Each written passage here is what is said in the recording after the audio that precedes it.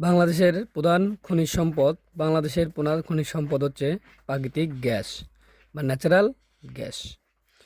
সমুদ্র উপকূলীয় এলাকায় মোট কয়টি গ্যাস ক্ষেত্র আছে? মোট 2টি গ্যাস ক্ষেত্র রয়েছে। বাংলাদেশের কোন গ্যাস ক্ষেত্রটি সর্বপ্রথম আবিষ্কৃত হয়? হরিপুর গ্যাস ক্ষেত্রটি সর্বপ্রথম আবিষ্কৃত হয়।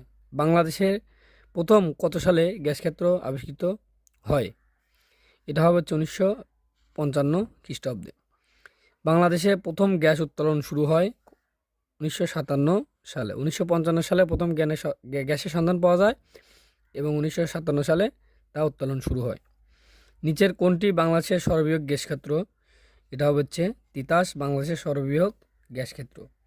মজবুত গ্যাসের পরিমাণের ভিত্তিতে বাংলাদেশের সর্বাপেক্ষা বৃহৎ গ্যাস ফিল্ডের নাম কি? তিতাস। তিতাস গ্যাস ক্ষেত্রটি কোথায়? ব্রাহ্মণবাড়িয়া। তিতাস গ্যাস ক্ষেত্রটি হচ্ছে ব্রাহ্মণবাড়িয়া।